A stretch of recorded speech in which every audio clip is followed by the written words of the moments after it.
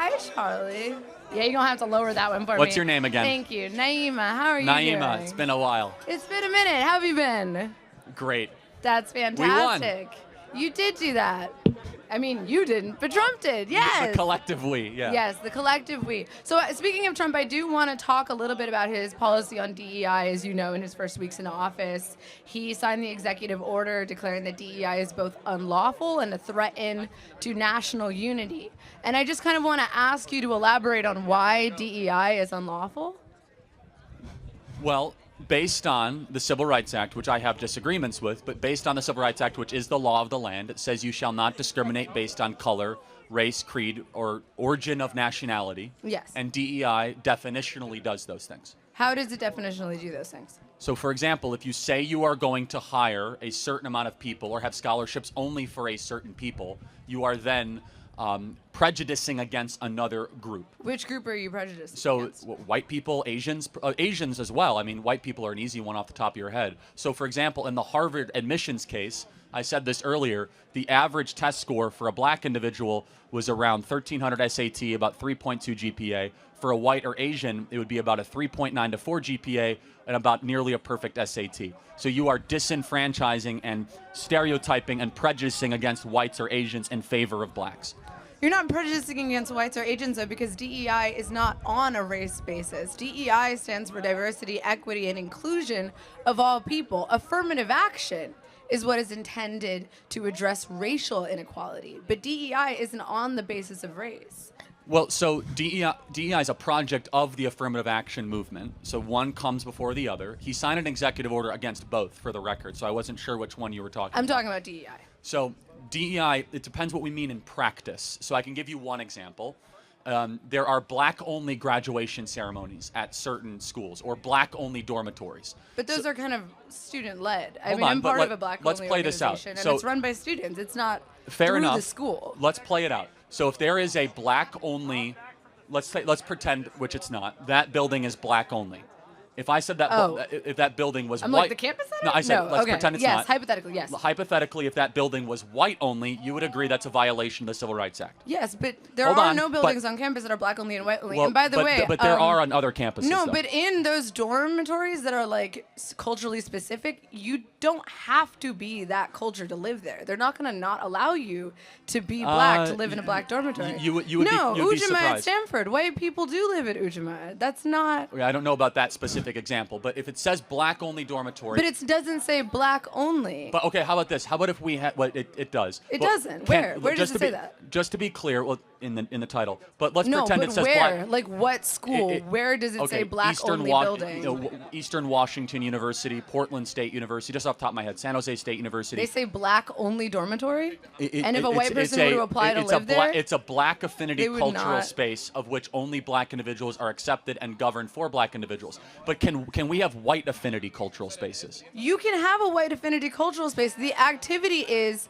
the issue is See, that I you're think saying that's against black the Civil Rights only. Act. It's not black only. It's a black affinity cultural space. But anyone is invited if they would like to participate. I would, first of all, You cannot legislatively I allow agree. someone of any race to participate in no, something. That doesn't exist. We agree. That's the spirit of the diversity, equity, inclusion order, is that DEI in practice, again, we have to go through example after example, is discrimination, prejudice, Well, and let's segregation. talk about DEI in practice. Let's Okay. talk about DEI programs in the workforce, because DEI programs in the workforce happen to benefit veterans. They benefit people with disabilities. They benefit people at an economic desperate. They benefit lots of people that is not just on the basis of race. And to me, it feels like you're conflating DEI with pro-blackness or black only, So which is let's- not the definition of DEI. So let's take a high-profile DEI example. Is that cool? Just maybe one we can play around with. Okay. Which I got me in a lot of viral trouble, which I don't care. Which is pilots. I got in a lot of viral trouble too. I Hey. was debating this guy, I you know. And he kept interrupting you. He did. I know, right? Which is this? Which is that, let's say DEI, a project of DEI at United Airlines was that we want to get 40% of our pilots to be black or women of color, or women or people of color. 40%. 50. I'm sorry, to get up to 50. It was at like 6%. So therefore, they wanted to make a push towards that, and it was currently at 6%. We look at that and we say, wow, you're going to have to lower standards to get to that goal. Why would you have to lower standards? Well, because are you saying that black people are inherently inferior? I'm saying the opposite. I'm saying that black people are only 13% of the population. So you want 13% of the population. Women are not 13% of the population. Women are 50% of the population. Yeah, but women do not make up a majority of people that want to become pilots. In fact, vast majority of women don't want to be pilots. Maybe they would want to become pilots if the barriers for entry well, weren't. See that now we're going down a different but equally fun direction, which is male-female differences. Men much more likely want to be involved in heavy machinery mechanics. They want to be pilots. They want to be tank operators. They want to be police officers. Whereas women much more likely want to be, I'll get to you, Mason. Don't worry. And I remember your name. Yes, can Mason go? They won't let him go because he's not let USC. Mason go. I'll let Mason go. But just, Mason, have some patience. We did this last time, okay? But do you understand, at least from our perspective, because it's no good for us to go back and forth again, maybe from our perspective, that we worry that the pursuit of diversity can mean the compromising of excellence. Charlie Kirk, this country is diverse. You can't just say the pursuit of diversity is compromising excellence. Diversity literally just means difference. This country is 13% black, it's 14% immigrant, it's 1/5 of every person in this country is Hispanic, it's 7% homosexual, and 50% of the country disagrees with you.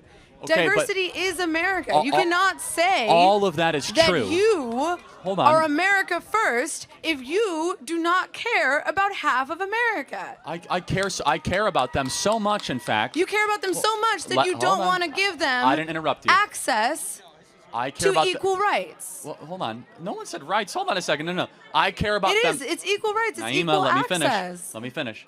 Now who's interrupting who? I care about them so much. I want the only thing that they're ever judged on is to be their character or their competency, not their skin color. Okay, so you want it to be a meritocracy. Yes. So let's talk about a meritocracy. Okay. What experience does Kash Patel have to run the FBI? He has amazing experience. No, he doesn't. He wanted to start a UFC fighting program in the FBI. He has amazing experience. I got 5 words in. He was the most important thing. He was a public defender. That's not what that's not the job of the FBI. He has no experience in the FBI. He was a public defender and he was a special prosecutor. Was he ever a member of the FBI?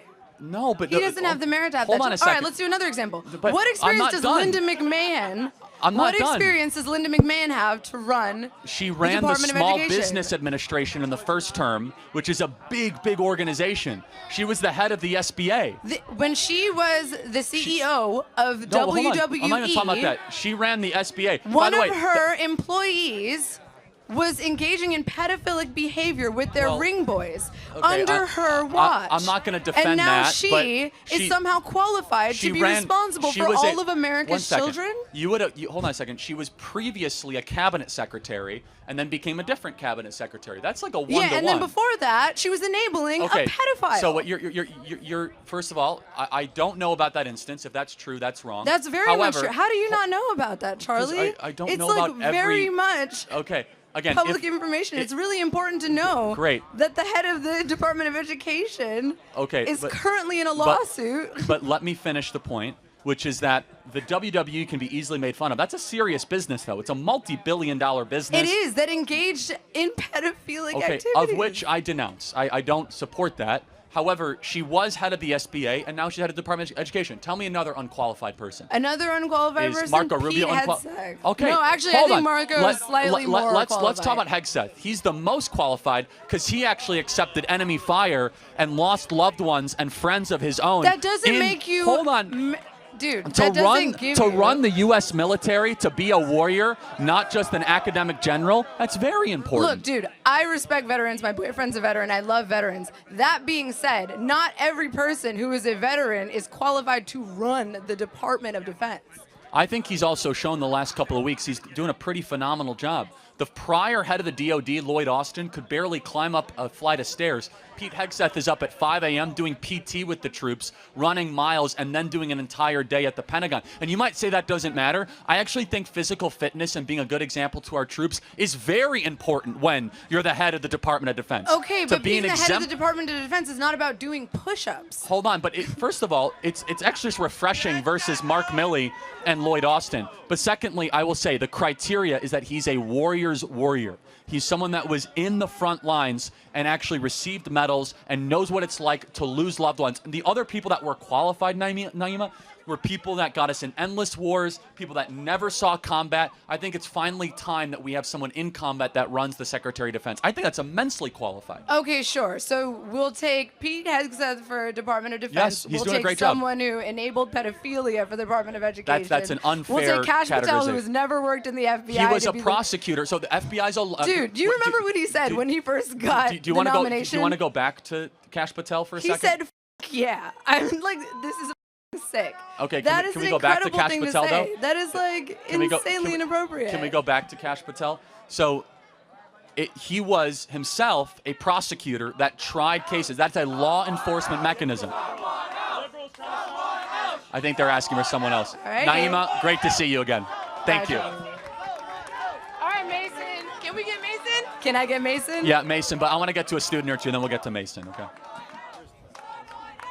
Oh, yes, here, wait. Naima, can you take my bag? Wow, this is actually one of my interesting Charlie Kirk debates ever, because I love the lady's confidence. I love her being passionate about what she believes in, and I feel like for once somebody got to kick Charlie Kirk ass, because I mean, I don't know what they were talking about, but I think whatever they were talking about, Charlie Kirk was at the losing end. First of all, how far is Trump administration going in? And I know that was what they were basically talking about here, Trump administration. And the DEI, come on. Why are we making it racial, political? I love the lady's perspective about this. You know, it's about job employment. We shouldn't make it racials and, you know, political. Like, come on, Charlie. It's not everything supposed to be about, I mean, racism or racial skin color. You know, this conversation was not, you know, screaming, yelling. You know, we both enjoy it. You know, we were enjoying it because no one was yelling at each other. I mean, they were having a matured conversation, and I think this one, honestly, I was really enjoying the lady's perspective, where she was coming from. You know, her debate made sense to me, honestly, from the DEI, from the Trump's administration, and the people that he brought on power. I think I really enjoyed this, and she was making so much sense. Let me know what you think about this. Did you really enjoy this? Do you agree with her? Or let me know what you think about this video. If you have any thoughts on this, let me know in the comment section. Let's have a communication on this, because for me, personally, I did enjoy this, and I think I really agree with the lady. Let me also know your thoughts, and if you did enjoy this with me, don't forget to give a thumbs up. If you are new to my channel, welcome. Don't forget to click on the subscription button for more notifications. Thanks for watching.